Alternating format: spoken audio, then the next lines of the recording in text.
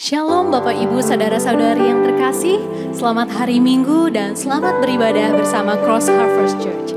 Kita bersyukur atas pemeliharaan Tuhan dalam hidup kita. Bersama-sama mari kita bersatu dalam doa.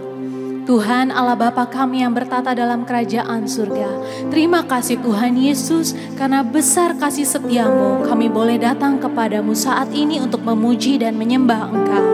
Dimanapun kami berada saat ini ya Tuhan, kiranya kami mohon pengampunan-Mu. Sucikan dan kuduskanlah kami. Dan biarlah ibadah pada pagi hari ini menjadi ibadah yang kudus dan menyenangkan hati Tuhan. Terima kasih ya Bapa, sebab hanya dalam nama-Mu kami berdoa dan mengucap syukur. Bersama-sama kita katakan, Amin. Mari siapkan hati kita. Mari naikkan pujian kita dan sembah kepadanya.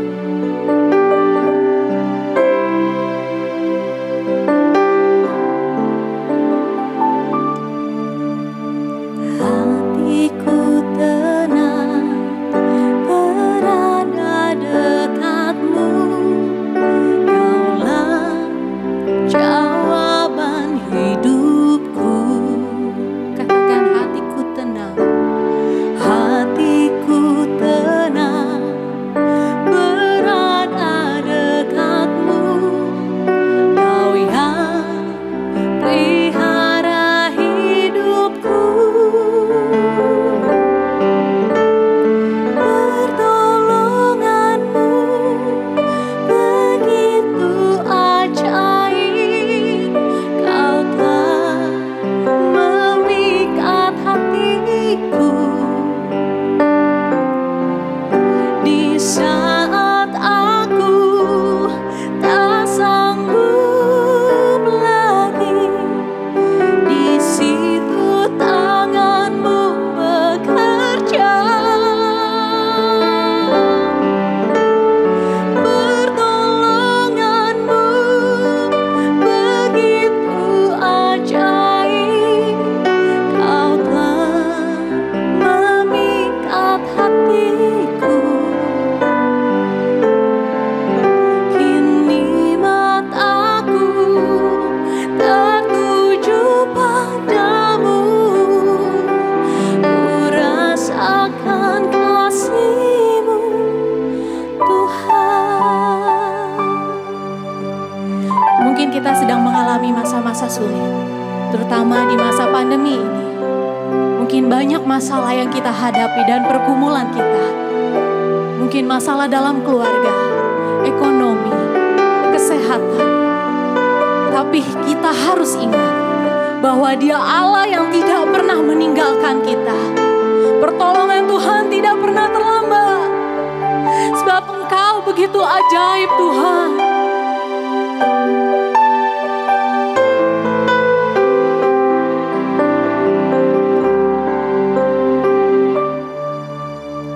Hatiku tenang berada dekatmu. Kaulah jawaban hidupku. Hatiku tenang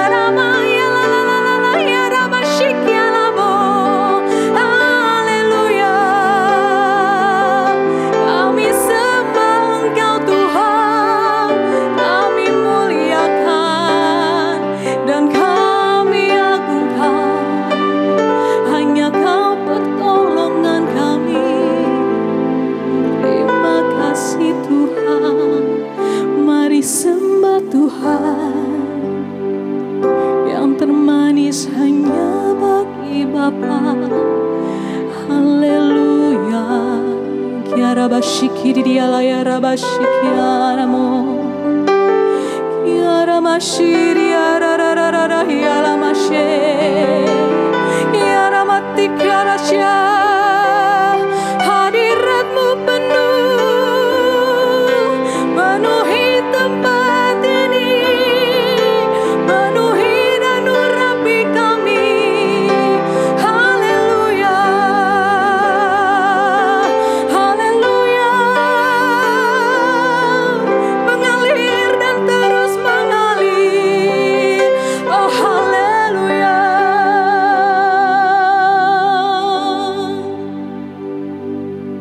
Sebab di hadirat-Mu kami boleh temukan kekuatan yang baru. Di hadirat-Mu kami boleh temukan kedamaian. Engkau Allah yang memberi kami kemenangan. Sebab firman-Mu selalu digenapi dan firman-Mu tidak pernah berubah sampai kapanpun.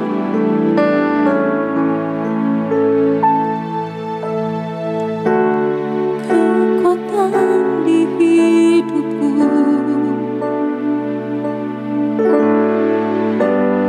ku dapat di dalam-Mu. Kau teguhkan hatiku, tiada yang mustahil bagimu. Katakan kekuatan di hidupku, ku dapat di dalam-Mu. Kau teguhkan hatiku, tiada yang mustahil bagimu. Sebab aku percaya, bukan karena melihat, namun karena firman-Mu yang selalu digenapi di hidupku. Ku percaya, bukan karena melihat, namun karena firman-Mu tiada pernah berubah. Sekali lagi katakan, dengan segenap hatimu, dengan iman percayamu, kekuatan di hidup kami hanya kami dapat di dalam Engkau, Yesus Kristus. Kekuatan di hidupku, ku dapat di dalam-Mu. Kau teguhkan hatiku, tiada yang mustahil, tiada yang mustahil bagimu. Sebab aku percaya, bukan karena melihat, namun karena firman-Mu yang selalu digenapi di hidupku. Ku percaya, bukan karena melihat, namun karena firman-Mu tiada pernah berubah. Mari jemaat katakan, sebab aku percaya, bukan karena melihat, namun karena firman-Mu yang selalu digenapi di hidupku. Ku percaya, bukan karena melihat, namun karena firman-Mu tiada pernah berubah. Sebab aku percaya, bukan karena melihat, namun karena firman-Mu yang selalu digenapi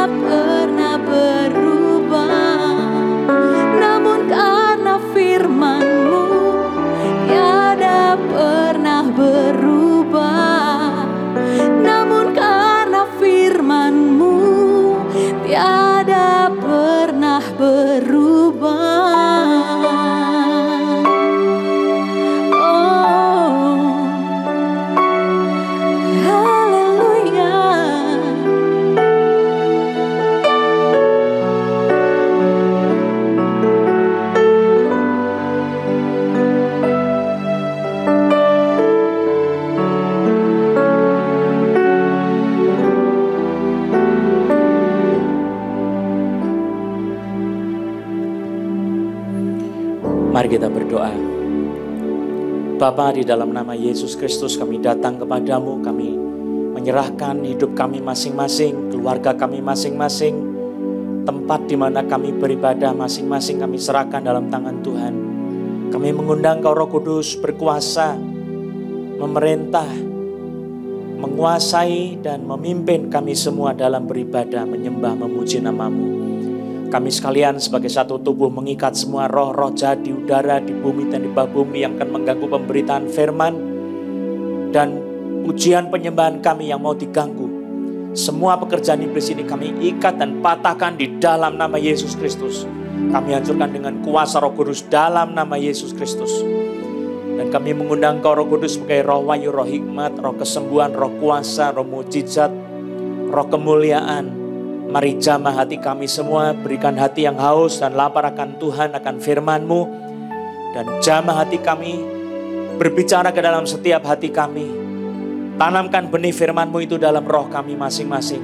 Demi nama Yesus Kristus. Terima kasih Bapa, di dalam nama Yesus kami berdoa, haleluya, amin. Puji nama Yesus Kristus. Shalom saudara, saya menyambut kita semua berbakti bersama-sama di dalam nama Yesus Kristus.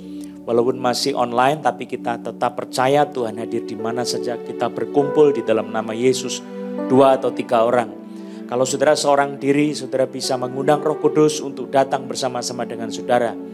Roh Kudus itu adalah parakletos yang akan datang kalau kita minta dengan benar di dalam nama Yesus Kristus. Saudara, pada saat ini kita akan bersama-sama membahas satu topik, yaitu tentang Simson mencari gara-gara karena Roh Kudus.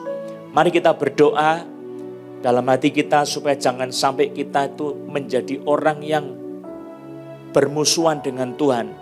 Saudara, kalau saya kasih gambaran dulu ya.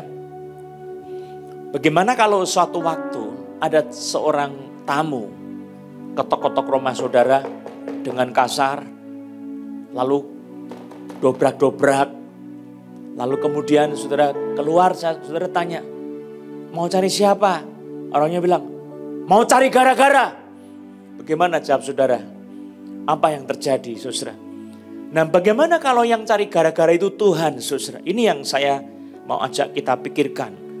Kita akan melihat bersama-sama di dalam kitab Hakim-Hakim pasal 14 ayat 1 sampai dengan ayat yang ke-20. Hakim-Hakim 14 ayat 1 sampai dengan ayat yang ke-20. Demikianlah firman Tuhan. Simson pergi ke Timna dan di situ ia melihat seorang gadis Filistin. Ia pulang dan memberitahukan kepada ayahnya dan ibunya, di Timna aku melihat seorang gadis Filistin. Tolong ambillah dia menjadi istriku. Tetapi ayahnya dan ibunya berkata kepadanya, tidak adakah di antara anak-anak perempuan sanak saudaramu atau di antara seluruh bangsa kita seorang perempuan, sehingga engkau pergi mengambil istri dari orang Filistin, orang yang tidak bersunat itu. Tetapi jawab Simson kepada ayahnya, ambillah dia bagiku, sebab dia kusukai. Tetapi ayahnya dan ibunya tidak tahu bahwa hal itu daripada Tuhan asalnya, sebab memang Simson harus mencari gara-gara terhadap orang Filistin. Karena pada masa itu orang Filistin menguasai orang Israel. Saudara, saya mau berhenti sampai sini dulu. Ada 5 kota yang menjadi tempat utama dari kota-kota Filistin, di mana di tiap kota-kota itu ada 5 raja masing-masing. 1 raja di setiap kota maksud saya. Yaitu 5 kota ini adalah Gaza, Asdod, Askelon, Gad, dan Ekron. Itu ada di Yosua pasal 13 ayat yang ketiga. Nah saudara, di situ hidup orang-orang Filistin. Dan orang-orang Filistin ini adalah bangsa yang suka berperang. Hobinya itu adalah bikin senjata dan membuat kegaduhan, saudara. Dan mereka ini adalah orang-orang yang tinggi besar, raksasa. Mereka hobinya berperang. Itu sebabnya bangsa ini, saudara, menjadi musuh utama dari umat Israel. Saya sudah mencoba membahasnya di dalam pendahuluan 2 minggu yang lalu, saudara. Nah, saya melihat di sini ada satu kata yang sangat penting di sini tentang gara-gara, saudara. Di dalam ayat yang keempat dikatakan sebab memang Simson harus mencari gara-gara terhadap orang Filistin Karena pada masa itu orang Filistin menguasai orang Israel. Nah saudara, dari mana gara-gara yang Simson timbul dalam hatinya untuk dia bersoal dengan orang-orang Filistin? Kalau di ayat 4 jelas sekali, tetapi ayahnya dan ibunya tidak tahu bahwa hal itu daripada Tuhan asalnya. Jadi kita kalau mau singkatkan, gara-gara yang terjadi dalam kehidupan bangsa Filistin yang dicari oleh Simson, dicari-cari oleh Simson dalam segala caranya, itu sebetulnya berasal dari Tuhan sendiri. Nah saudara-saudara, saya tertarik untuk menyelidiki kata mencari di sini, dan kedua adalah gara-gara.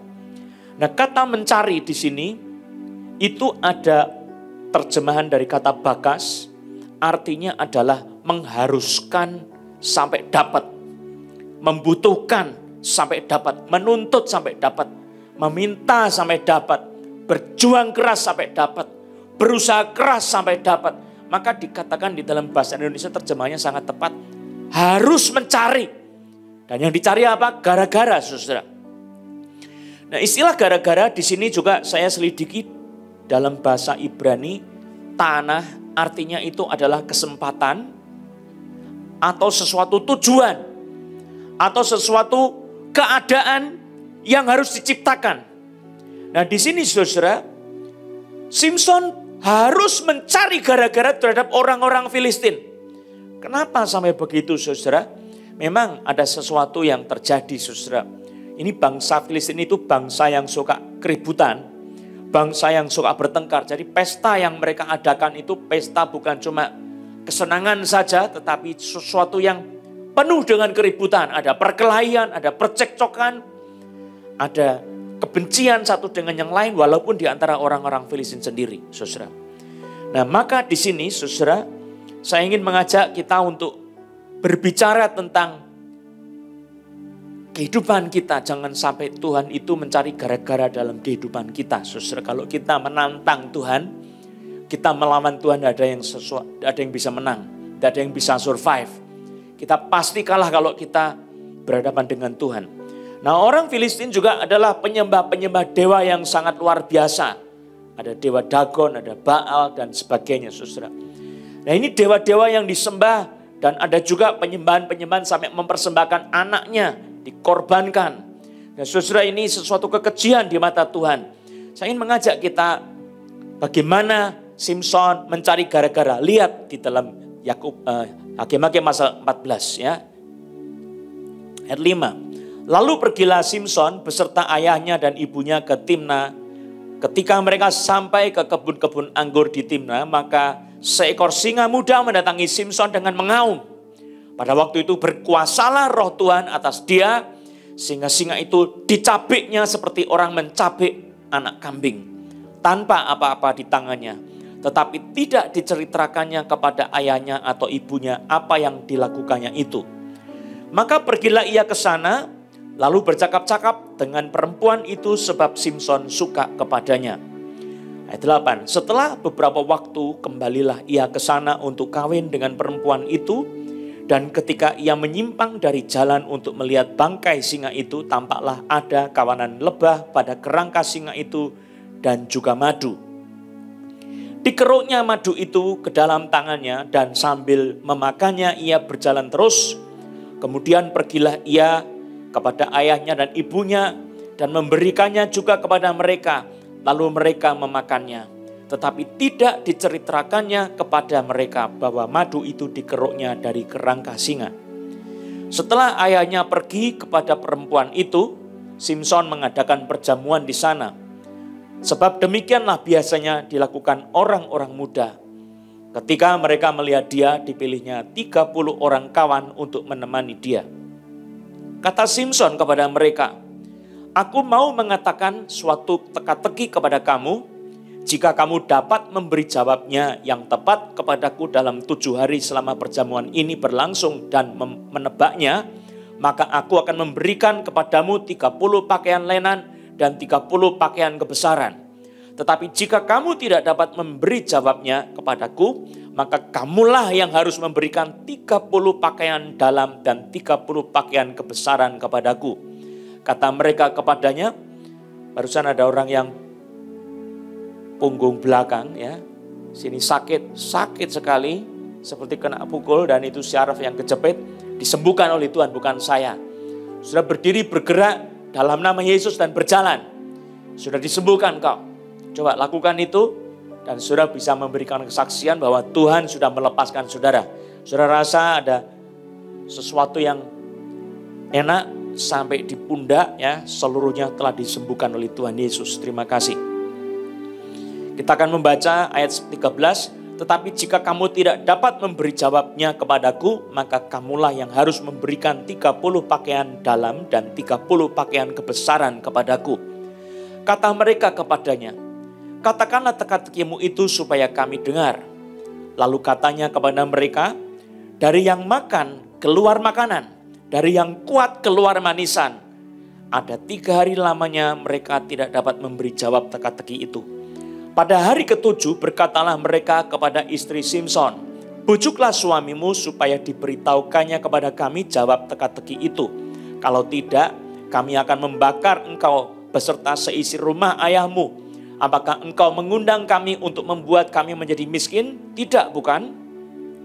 Lalu menangislah istri Simson itu sambil memeluk Simson, katanya, engkau benci saja kepadaku dan tidak cinta kepadaku. Suatu teka-teki kau katakan kepada orang-orang sebangsaku, tetapi jawabnya tidak kau beritakan kepadaku. Tidak kau beritahukan kepadaku. Sautnya kepadanya, sedangkan kepada ayahku dan ibuku tidak kuberitahukan. Masakan kepada engkau akan kuberitahukan? Tetapi istrinya itu menangis di sampingnya selama ke-7 hari mereka mengadakan perjamuan itu. Pada hari yang ke-7 diberitahukannya lah kepadanya, karena ia merengek-rengek kepadanya. Kemudian perempuan itu memberitahukan jawab teka-teki itu kepada orang-orang sebangsanya. Lalu pada hari yang ke-7 itu, ayat 18, sebelum matahari terbenam, berkatalah orang-orang kota itu kepadanya, apakah yang lebih manis daripada madu? Apakah yang lebih kuat daripada singa? Sautnya kepada mereka, kalau kamu tidak membajak dengan lembu betinaku, pasti kamu tidak menebak teka-tekiku. Maka berkuasalah roh Tuhan atas dia, lalu pergilah ia ke Askelon. Dan dibunuhnya 30 orang di sana. Diambilnya pakaian mereka dan diberikannya pakaian-pakaian kebesaran itu kepada orang-orang yang dapat memberi jawab teka-teki itu. Tetapi amarahnya masih juga bernyala-nyala. Lalu pulanglah ia ke rumah ayahnya. Maka diberikanlah istri Simson itu kepada kawannya bekas pengiringnya. Saudara yang dicintai Tuhan Yesus Kristus, pada waktu Simson pergi ke Timna bersama-sama dengan orang tuanya, dipersiapkan pernikahan mereka. Lalu kemudian tiba waktunya Simson bersama-sama dengan orang tuanya pergi ke Timna sekali lagi, tetapi di situ untuk mengadakan pesta pernikahan dan kemudian melangsungkan seluruh rangkaian pernikahan itu. Nah, disinilah saudara gara-gara itu terjadi. Pertama-tama saudara, saya ingin mengajak kita untuk melihat apa yang terjadi pada saat Simson datang kepada keluarga daripada perempuan yang dicintainya ini, saudara. Saya sudah jelaskan dalam pertemuan kita sebelumnya bahwa perempuan ini bukan perempuan yang paling cantik di dalam keluarganya. Adiknya jauh lebih cantik, tetapi Simson digerakkan hatinya untuk mencintai perempuan ini. Nah, ini suatu pekerjaan Roh Kudus yang tidak biasa. Saya sudah jelaskan di dalam pertemuan kita sebelumnya. Nah, saudara, akhirnya dilangsungkanlah pesta pernikahan selama 7 hari seperti kebiasaan orang-orang Yahudi, tetapi juga kebiasaan orang-orang Filistin pada saat itu. Pernikahan ini butuh biaya yang sangat besar. Pertama, saudara, karena Simson itu bukan orang Filistin. Simson adalah orang Yahudi. Dan dia musuh besarnya orang Filistin. Orang Filistin sebisa mungkin bikin miskin orang Yahudi, saudara. Dan sebisa mungkin menyiksa orang Yahudi. Maka kalau Simson itu menikah sama seorang gadis Timna, saudara, bisa dipastikan pestanya itu tidak boleh biasa-biasa. Pestanya harus besar sekali. Dan saudara, pesta orang Filistin dikenal sebagai pesta hura-hura yang tidak ada batasnya untuk kesenangan mereka. Jadi harus disiapkan penyanyi-penyanyi, pelawak-pelawak, juga penari-penari, disiapkan alat-alat musik, dan disiapkan anggur. Sebegitu banyak jumlahnya anggur yang pasti beralkohol, saudara. Pertanyaannya, saudara, apakah sebetulnya Simson juga ikut minum anggur ini atau tidak? Itu sesuatu yang tidak jelas karena memang tidak dicatat. Tetapi saudara-saudara, kalau kita melihat di dalam ayat sebelum-sebelumnya, Simson itu dia dalam perjalanannya menuju ke tempat menuju ke tempat keluarga dari yang akan dia kunjungi untuk menikah ini, saudara. Istri yang akan dia nikahi ini, saudara. Dia lewat kebun anggur yang subur dan di situ dia lihat singa yang sudah menjadi tulang belulang saja, yang pernah dibunuh, dicapik, dirobek mulutnya. Saudara, sesuatu yang luar biasa. Di situ singa itu sudah menjadi kering, tinggal tulang saja. Dan di situ ada sebuah madu besar sekali. Dan madu tentu ada lebah-lebah di sekitarnya. Simson itu mendekat kepada madu itu, kemudian dikeruknya madu itu, saudara. Dia berikan kepada papanya, dia berikan kepada mamanya, dia berikan untuk dirinya sendiri. Maka orang Yahudi tradisi bilang Simson itu mengeruk 3 kali, saudara. Ini tradisi orang Yahudi. Sampai 3 kali, bagaimana kita tidak tahu, tapi tradisi mengatakan begitu, saudara. Nah, ini binatang sudah mati. Maka semua yang ada melekat dengan binatang itu adalah najis, saudara. Maka sesuatu muncul di dalam pikiran kita. Boleh tidak Simson mengambil sesuatu yang najis di situ? Jawabannya, menurut Perjanjian Lama, tidak boleh menyentuh kepada sesuatu yang najis. Walaupun itu madu berada di dalam sekitarnya binatang itu, menempel dengan tulang belulang dari binatang itu, tetap ini adalah sesuatu yang najis. Jadi Simson sebagai seorang Nasir, dia tidak boleh menyentuh madu itu, saudara. Tapi dia mengambil itu, diberikan kepada papanya, diberikan kepada mamanya, dan dia bawa sendiri, dia minum sendiri madu itu. Menjadi sesuatu yang menguatkan tubuhnya. Saudara, ini adalah sesuatu yang najis, saudara. Tapi yang heran, saudara, Simson, dia di dalam sifat kenasirannya, dia tidak kehilangan kekuatannya. Semestinya kalau seseorang mengambil sesuatu yang najis, maka kekuatan nasir itu hilang, saudara. Sebab dia mengambil sesuatu yang najis. Itu sesuatu yang najis dari mana? Itu ditentukan oleh Tuhan. Termasuk mayat tidak boleh mendekat. Termasuk juga untuk makan makanan yang berasal dari anggur. Semua yang dari anggur tidak boleh dimakan. Itu tidak boleh. Kenapa? Karena memang peraturan seperti itu. Kenasiran, saudara. Pertanyaannya, kenapa kok tidak hilang, saudara? Nah, ini jawabannya ada. Pertama, memang karena Simson ditopang kenasirannya itu oleh ibunya. Ibunya mempunyai sifat takut akan Allah. Dia sejak dari mengandung Simson, dia terus mempertahankan hidup seperti seorang Nasir, walaupun dia seorang ibu. Supaya Simson dikuduskan di dalam kenasiran sejak di dalam kandungan. Jadi sifat spiritualitas yang dari mamanya itu turun kepada Simson sejak di dalam kandungan. Nah, saudara, kalau engkau hamil, ibu-ibu yang hamil, saudara bisa berdoa, saudara menguduskan diri, maka kuasa pengudusan itu juga akan diturunkan kepada rahim saudara. Itu satu perkara yang besar. Itu sebabnya maka Simson waktu dia minum anggur itu, dia ambil anggur itu yang najis, dia makan, dia tidak kehilangan kekuatan kenasirannya. Ini mujizat yang luar biasa, saudara. Tapi yang kedua adalah sebab memang Tuhan mau memakai Simson untuk satu tujuan yang jauh lebih besar daripada perkara dia punya kelemahan, saudara. Simson punya kelemahan, tetapi Tuhan mau pakai Simson untuk satu tujuan yang lebih besar, supaya bangsa Filistin yang menjadi musuh bebuyutan umat Israel, musuh bebuyutan Allah sendiri, supaya dimusnahkan, dipunahkan dari muka bumi. Saudara, bangsa Filistin itu hidup dari sekitar tahun 1200 BC sampai dengan 600 BC. Yang akhirnya dihancurkan habis, tuntas oleh Ahasiweros. Tetapi saudara, bangsa Filistin ini, dia menjadi bangsa yang sering mengganggu kestabilan ibadah orang-orang Israel, umat Tuhan. Dan dia merusak ibadah-ibadah di dalam kehidupan umat Israel begitu rupa. Karena pengaruh mereka itu untuk foya-foya begitu luar biasa. Nah saudara-saudara, maka kalau kita memikirkan saat Simson itu berada di dalam pesta pernikahan bersama-sama dengan orang-orang Filistin. Apakah dia tidak menyentuh anggur? Saya merasakan Simson pun juga menyentuh anggur. Sebab apa? Kalau kita melihat Simson itu tidak takut kepada segala-galanya. Masakan kalau dia diejek sama kawan-kawannya, kamu yang mau menikah, sebentar lagi menikah, kamu berani tidak minum anggur? Kamu bukan laki-laki kalau tidak berani minum anggur. Saya kira Simson pasti akan minum anggur itu, saudara.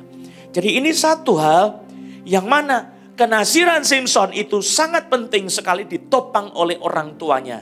Dan pekerjaan inilah yang dikerjakan oleh Simson itu sesuatu yang besar sekali dalam kenasirannya. Dan Roh Allah bekerja dengan cara yang tidak biasa di dalam diri Simson.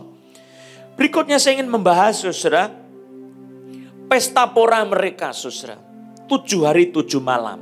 Jadi kalau kita melihat di dalam perjanjian baru, Yesus itu ada di pesta perjamuan kawin di Kana, saudara.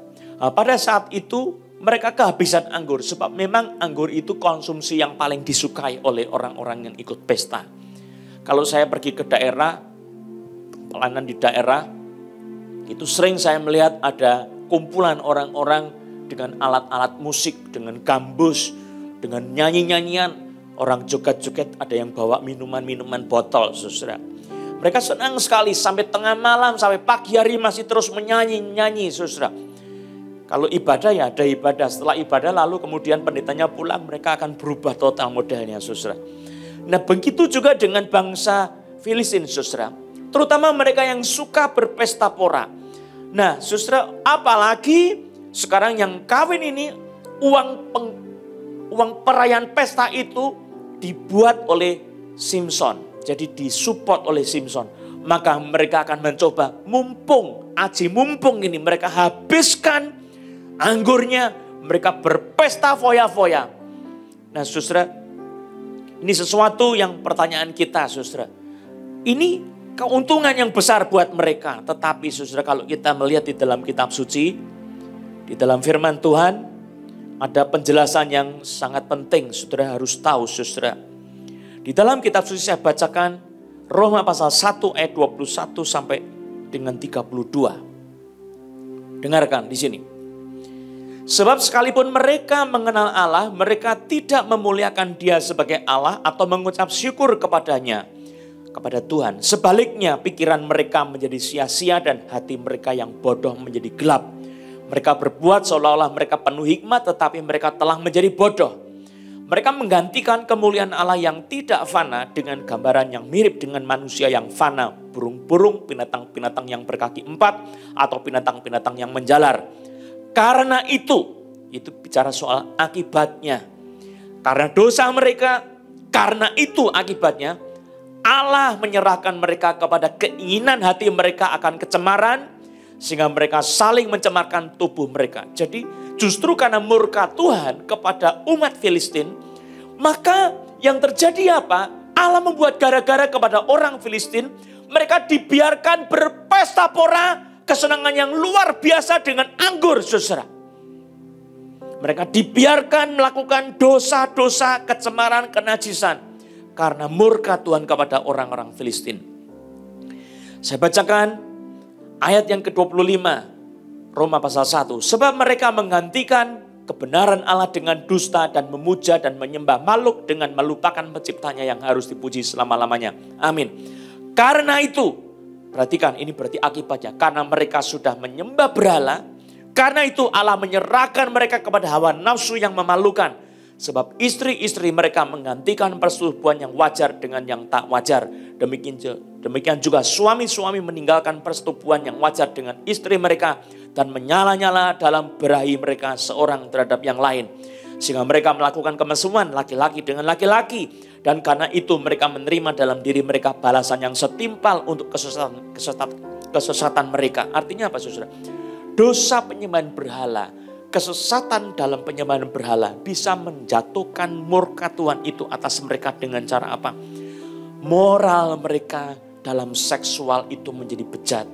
Meninggalkan suami istri untuk kemudian menjadi homo dan lesbian, saudara. Itu yang dikatakan dalam Alkitab. Ini bukan penafsiran, ini adalah teks kitab suci yang mengatakan seperti itu, saudara.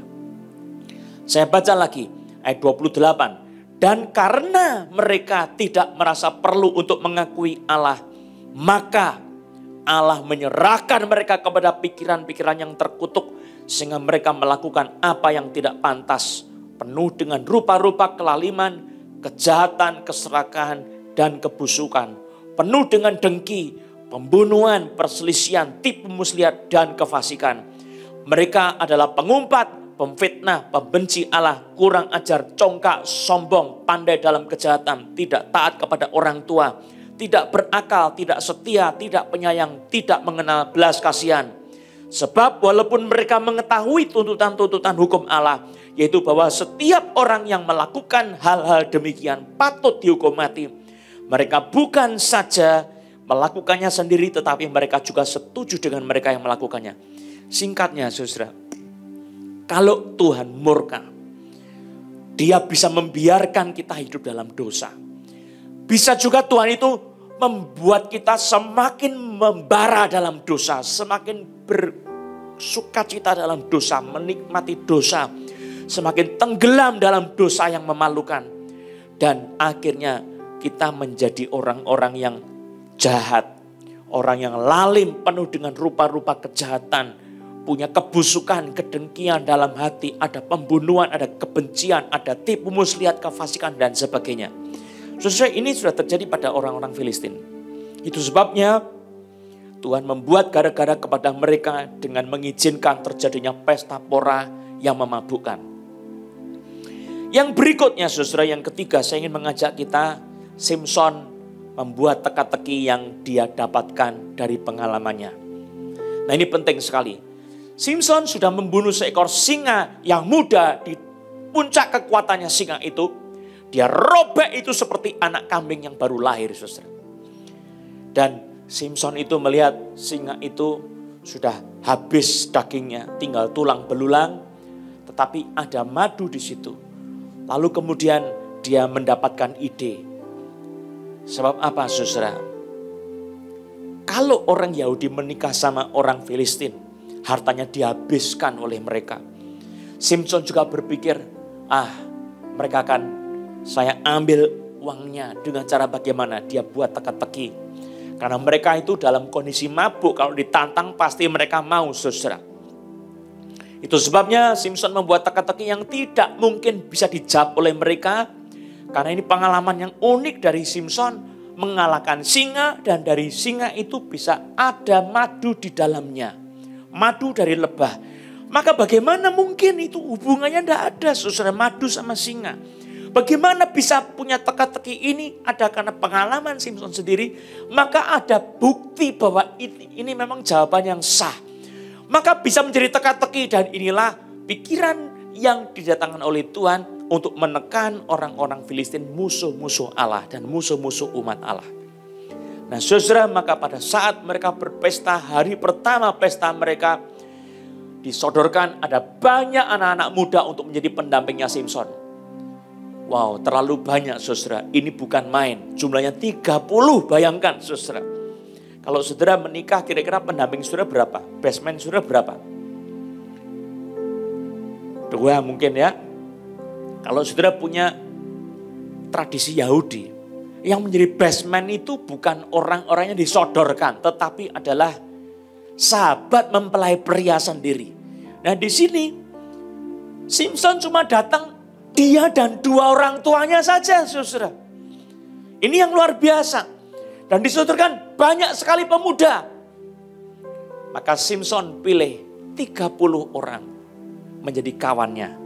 Nah, memang mereka itu pernah berkawan sama Simson, tetapi bukan berarti mereka ini kawan dekat. Nah, saudara, maka kemudian Simson membuat teka-teki. Bagaimana teka-tekinya, saudara? Mari kita lihat ayat yang ke-14. Dari yang makan, keluar makanan. Dari yang kuat, keluar manisan. Jawabannya bagaimana, saudara? Jawabannya pun bisa 1001 macam. Apa yang ditanya tidak jelas. Apa itu? Bagaimana itu? Maka jawabannya macam-macam.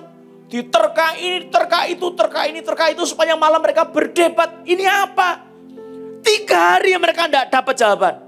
Dan apa yang terjadi? Taruhannya ini. Karena memang orang-orang Filistin sangat suka bertaruh. Suka berjudi. Dan suka bertaruh. Taruhnya kadang-kadang nyawa, saudara. Maka taruhannya ini Simson membuat sesuatu yang menarik, saudara. Dikatakan, jika kamu dapat memberi jawabnya yang tepat kepadaku dalam 7 hari selama perjamuan ini berlangsung dan menebaknya, maka aku akan memberikan kepadamu 30 pakaian lenan dan 30 pakaian kebesaran. Saudara, kalau kita pikir, ini apa? Kok upahnya cuma pakaian, saudara? Saudara harus tahu, zaman dulu belum ada hiburan, belum ada jam tangan, belum ada handphone, belum ada mobil, belum ada sepeda motor, belum ada sepeda dan sebagainya. Yang ada apa? Hobinya mereka itu makan, minum, dan kemudian bercabul. Pesta pora. Maka yang paling populer di kalangan orang Filistin itu apa? Itu pedang dan kemudian baju, pakaian, saudara. Selain itu juga ada seorang yang meneliti, ya. Ternyata orang-orang Filistin itu suka dengan aksesoris.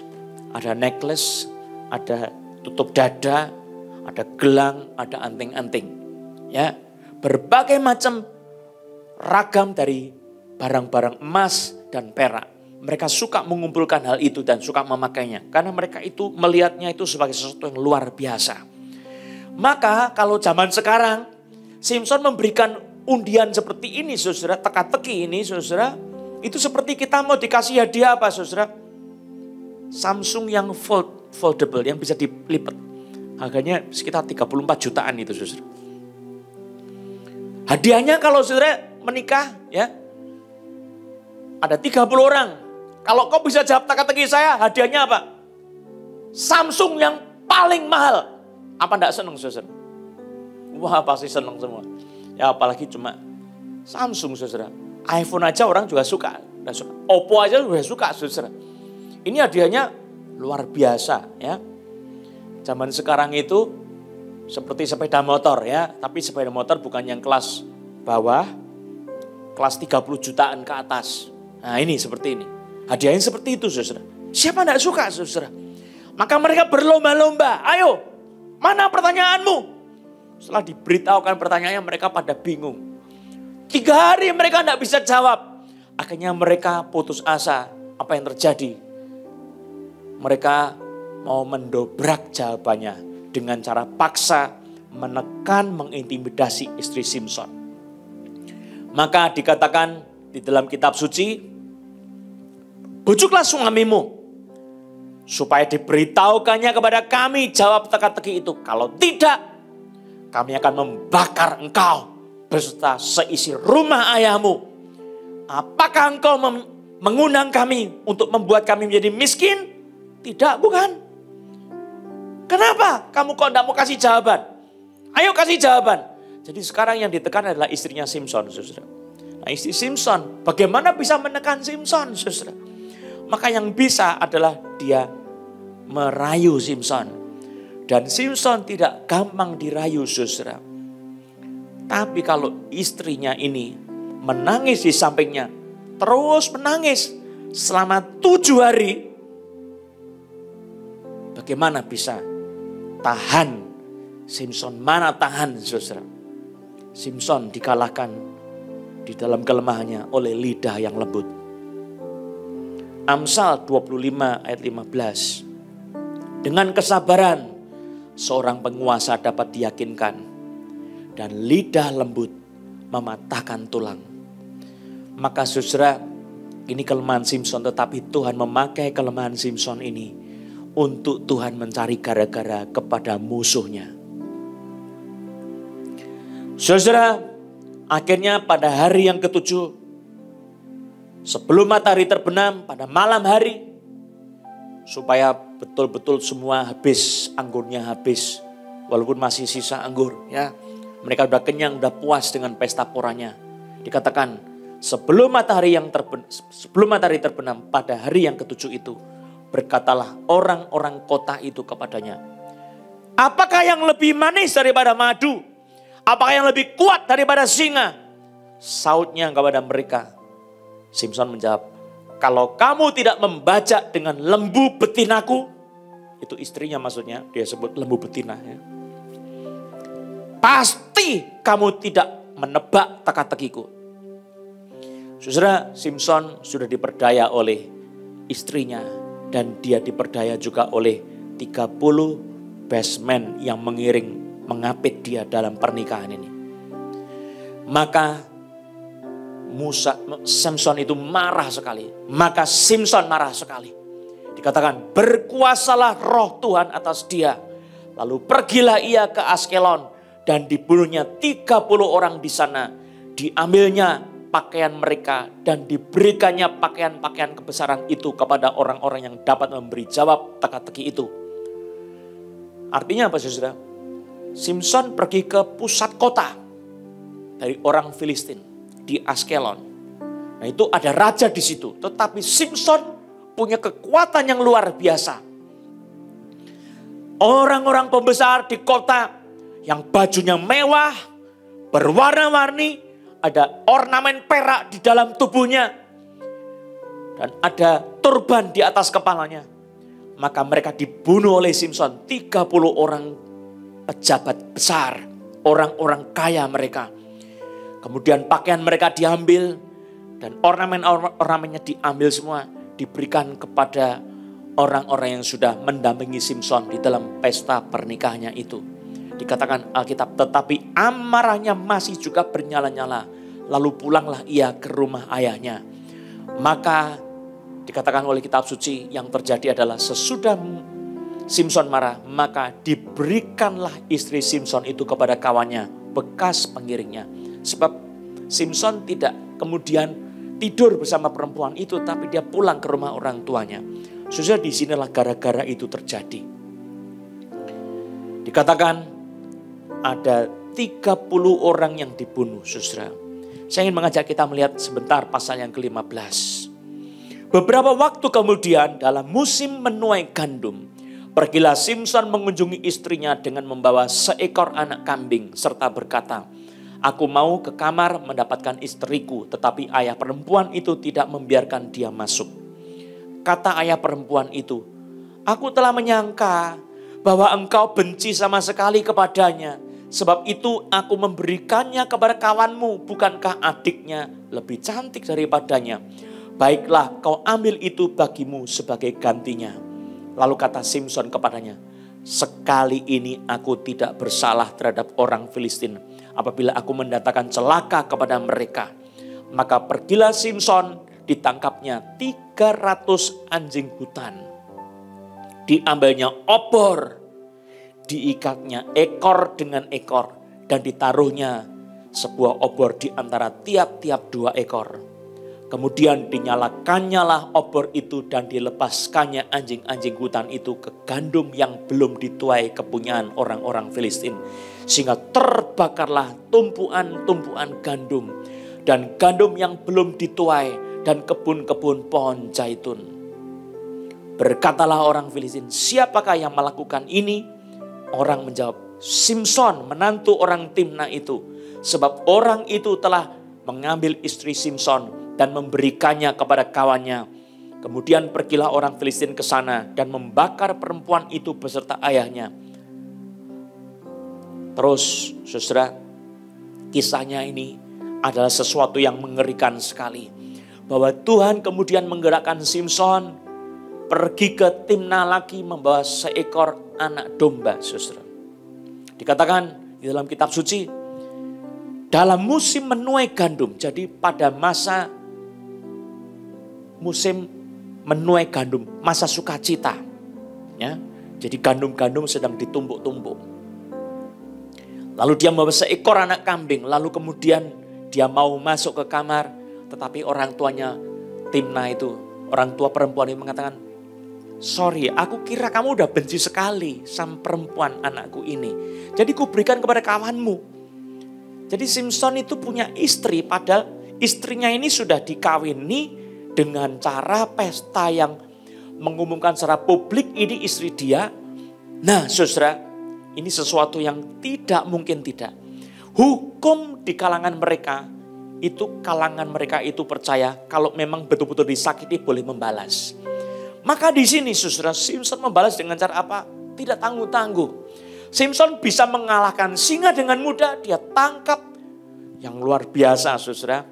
Dia tangkap berapa? 300 anjing hutan. Saudara bayangkan ya, anjing hutan ditangkap bagaimana caranya? Itu kuasa Tuhan yang bekerja dalam diri Simson. Dia tidak takut sama anjing hutan. Saudara pernah enggak ngelawan sama satu anjing? Nangkap satu anjing. Anjing itu kalau mau ditangkap galaknya kayak apa? Ganasnya seperti apa? Ya. Dia punya gigi, punya taring. 300 anjing dipegang dengan mudah, ditaklukkan dengan kecepatan yang luar biasa. Itu pekerjaan Roh Kudus yang tidak biasa. Tetapi saudara, kemudian ekor sama ekor diikat. Caranya bagaimana? Itu pekerjaan Roh Kudus saja, bukan manusia. Ini pekerjaan Roh Kudus. Terhadap musuh-musuh Tuhan, Allah bertindak dengan cara yang ajaib. Dia bikin gara-gara, dia kalahkan satu persatu. Kesusahan demi kesusahan akan datang kepada musuh-musuhnya yang sengaja melawan Tuhan. Dan tidak ada yang seorang pun bisa menang melawan Tuhan. Saudara, maka dibakarlah kebun gandum-gandum itu, kebun zaitun, semua dibakar. Kalau ekor dari binatang anjing itu, anjing hutan, diikat. Anjing itu tidak bisa akur satu sama lain. Ada yang mau lari ke sana, ada yang mau lari ke situ. Apalagi di belakangnya ada apa? Obor, saudara. Dia akan lari ke sana kemari, membabi buta.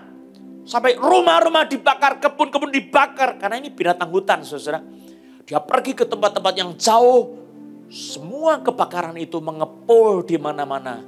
Asap api luar biasa. Kerusakan yang besar untuk bangsa Filistin. Saudara-saudara yang dikasihi oleh Tuhan Yesus Kristus. Apa yang terjadi? Setelah orang tuanya dibakar. Papa mamanya dibakar. Istrinya dibakar. Semuanya keluarga dibakar. Maka dikatakan. Ayat yang ke-6 saya katakan. Berkatalah orang Filistin. Siapakah yang melakukan ini? Orang itu menjawab. Simson, menantu orang Timna itu. Sebab orang itu telah mengambil istri Simson dan memberikannya kepada kawannya. Kemudian pergilah orang Filistin ke sana dan membakar perempuan itu beserta ayahnya. Lalu berkatalah Simson kepada mereka, jika kamu berbuat demikian, sesungguhnya aku takkan berhenti sebelum aku membalaskannya kepada kamu. Jadi ini pembalasan lebih dalam lagi. Karena memang ini kesalahan mereka, saudara. Dan dengan pukulan yang hebat, ia meremukkan tulang-tulang mereka. Lalu pergilah ia dan tinggal dalam gua di Bukit Batu Etam. Itu ayat 8. Saudara, kesimpulannya sederhana saja. Simson dipakai Tuhan untuk mengalahkan musuh-musuhnya. Dan Simson itu diinspirasikan Roh Kudus untuk membuat gara-gara kepada musuh-musuh Allah. Saudara, kalau mau melawan Tuhan, tidak ada yang bisa menang. Maka kita mesti menundukkan diri kepada Tuhan. Setia kepada Tuhan. Kalau saudara mungkin pernah mengalami sesuatu kesusahan yang hebat, tak ada habis-habisnya. Udah kesusahan satu, datang kesusahan yang lain. Datang lagi kesusahan yang lain. Datang lagi kesusahan yang lain. Datang lagi kesusahan yang lain. Sudah jatuh ketimpa tangga, ketimpa tembok lagi, ketimpa atap runtuh, dan sebagainya. Itu artinya apa? Saudara mungkin sedang dalam urusan perkara dengan Tuhan sendiri. Mencari gara-gara dengan Tuhan. Bertobatlah, selidiki hatimu. Apakah ada kesalahan dalam hatimu? Sudah melawan Tuhan. Mungkin kutuk dalam keluarga. Kutuk dalam keluarga yang sudah menyembah berhala. Mungkin pernah ada satu perjanjian melawan Tuhan. Pernah membuat kesepakatan dengan perkataan kita melawan Tuhan. Maka tidak habis-habisnya satu perkara jatuh kepada kita. Terus makin lama makin dalam. Saudara, bertobatlah sebab Tuhan membuat kesempatan buat kita bertobat. Kita tidak dibuang oleh Tuhan, saudara. Yesus menopang kita dengan kasih-Nya. Mari datang kepada Tuhan dengan pertobatan. Yang terakhir saya ingin mengajak kita untuk melihat betapa hidup kita dalam masa-masa ini, kita harus dipakai Tuhan untuk Injilnya. Paulus berkata, apa yang kuhadapi, kualami sekarang ini justru mengakibatkan kemajuan bagi Injil. Itu yang harus kita alami. Jangan kita menjadi alat iblis, tapi kita harus menjadi kemajuan bagi Injil. Mari kita bangkit berdiri, kita berdoa bersama-sama. Bapa, dalam nama Yesus, kami mau jadi hamba-Mu. Kami mau jadi pelayan-Mu. Kami mau mengikut Engkau setia selama-lamanya. Kalau hidup kami ada permusuhan dengan-Mu ya Bapa, ya Tuhan, kami mohon pengampunan. Kami tidak berdaya melawan Engkau. Kami mengaku kami kalah. Kami tidak bisa berbuat apa-apa melawan Engkau. Dan pada saat ini kami menyerah kepada-Mu Tuhan. Ampuni segala dosa kesalahan kami. Segala kesalahan kami, pelanggaran kami, penghujatan kami terhadap Tuhan. Keserakahan kami, kebencian kami terhadap Tuhan. Ampuni semuanya Tuhan. Kami mohon pengampunan oleh nama Yesus Kristus. Dengan darah-Mu Kau sucikan kami. Dengan kuasa darah Yesus di atas kayu salib, kami beroleh pengampunan dosa. Mari setiap kita berdoa minta pengampunan dari Tuhan ini. Ku tak membawa apapun juga saat ku datang ke dunia. Ku tinggal semua pada akhirnya saat ku kembali ke surga. Inilah yang ku punya, hati sebagai hamba yang mau taat dan setia padamu Bapa. Kemanapun ku bawa, hati yang menyembah dalam roh dan kebenaran sampai selamanya. Musik terus mengalun. Saudara berdoa minta pengampunan dari Tuhan. Seandainya masa lalu kau pernah berkata-kata melawan Tuhan, sekarang akui dosa saudara. Jujur sama Tuhan. Apa yang kau alami? Apa yang kau lakukan terhadap Tuhan? Kita kembali sama Tuhan. Pengampunannya berlimpah. Sekalipun dosamu merah seperti kirmisi, akan menjadi putih seperti salju. Kata firman Tuhan. Sekalipun dosamu merah seperti kain kesumba, akan menjadi putih seperti bulu domba. Pengampunannya akan kita terima. Berdoa minta ampun oleh Roh Kudus. Kita dibantu berdoa. Nyanyikan sekali lagi. Ku tak membawa. Ku tak membawa apapun juga saat ku datang ke dunia. Ku tinggal semua pada akhirnya saat ku kembali ke surga. Inilah yang ku punya, hati sebagai hamba yang mau taat dan setia padamu Bapa. Kemanapun ku bawa, hati yang menyembah dalam roh dan kebenaran sampai selamanya. Dalam roh dan kebenaran sampai selamanya. Dalam roh dan kebenaran sampai selamanya. Saya akan berdoa buat teman-teman yang sakit. Saudara masih berdiri, tumpangkan tanganmu di tempat yang sakit. Ada yang sakit perut, Tuhan sembuhkan, sudah disembuhkan dalam nama Yesus Kristus. Saudara percaya Tuhan yang menyembuhkan. Ada orang yang jari-jarinya tangan kiri sakit sekali. Linu-linu yang sangat luar biasa sudah sembuh oleh nama Yesus. Di dalam nama Yesus, oleh darah Yesus, engkau dikuduskan. Oleh nama Yesus kau disucikan. Dalam nama Yesus kami mengikat roh-roh jahat yang membuat sakit, roh kelemahan, roh sakit, penyakit. Kami tangkeng kau pergi dalam nama Yesus. Keluar kau dalam nama Yesus. Oleh darah Yesus kau dikuduskan dan terimalah kesembuhan oleh bilur-bilur Yesus saat ini dalam nama Yesus. Kau terima kuasa kesembuhan itu bukan saya tapi Roh Kudus yang melakukannya oleh bilur-bilur Tuhan Yesus. Sekarang tindakan saudara perlu. Saudara ambil tindakan dengan iman dalam nama Yesus. Sesuatu yang sebelumnya saudara tidak bisa lakukan, sekarang lakukan.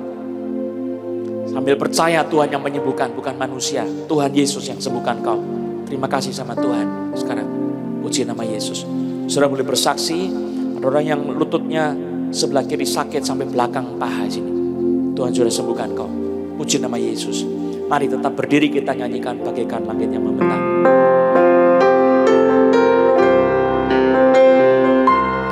Bagaikan langit yang membentang, begitu luas kasih Tuhan, tiada terhitung pertolonganmu dalam hidupku.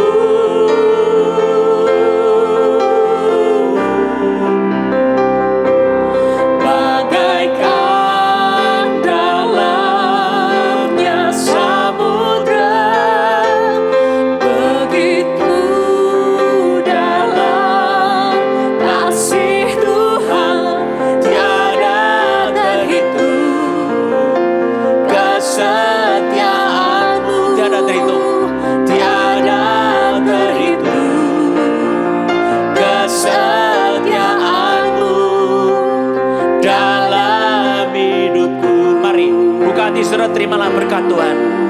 Kiranya anugerah sejahtera daripada Allah Bapa kita, pertolongan dari Tuhan Yesus, serta persekutuan Roh Kudus menyertai kehidupanmu, memberkati keluargamu, memberi kesehatan kepadamu, dan menolong kau dalam hari-hari kehidupanmu.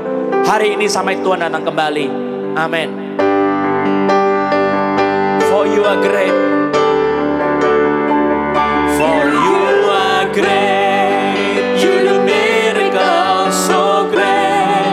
There is no one else like you. There is no one else like you. For you are great. You do miracles so great. There is no one else like you. There is no one else like you. There is no one else like you. There is no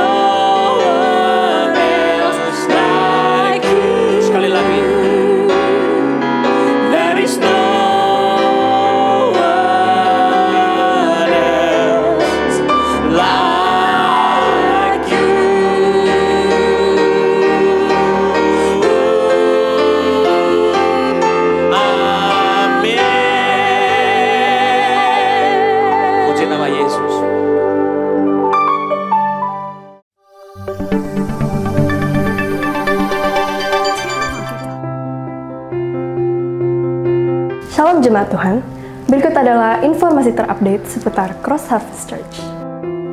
Inspiring Devotion adalah pendalaman Alkitab di mana saudara bisa mengenal firman Tuhan lebih dalam lagi. Jangan lupa, setiap hari Selasa pukul 7 malam.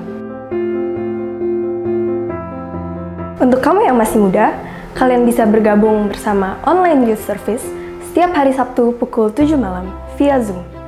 Untuk informasi ID Zoom, kalian bisa menghubungi hotline gereja berikut ini. Mari ajak anak-anak kita mengikuti Children Ministry setiap hari Minggu pukul 11 siang di YouTube channel CHC Gading Serpong. Sunday Celebration. Ibadah online ini diadakan setiap hari Minggu pukul 9.30. Mari siapkan hati kita untuk beribadah bersama-sama. Bagi jemaat yang ingin memberikan persembahan mingguan, persepuluhan, dan persembahan ucapan syukur, jemaat bisa memberikannya melalui rekening gereja berikut ini. Sekian informasi dari kami mengajak saudara untuk follow Instagram kami di @chcgadingserpong YouTube @chc_serpong. Jangan lupa untuk di-subscribe dan tekan tombol lonceng untuk informasi terupdate. Untuk Facebook, saudara bisa add friend di akun Johannes Lilik Susanto. Saya Jenis Andreas, Happy Sunday, Tuhan memberkati.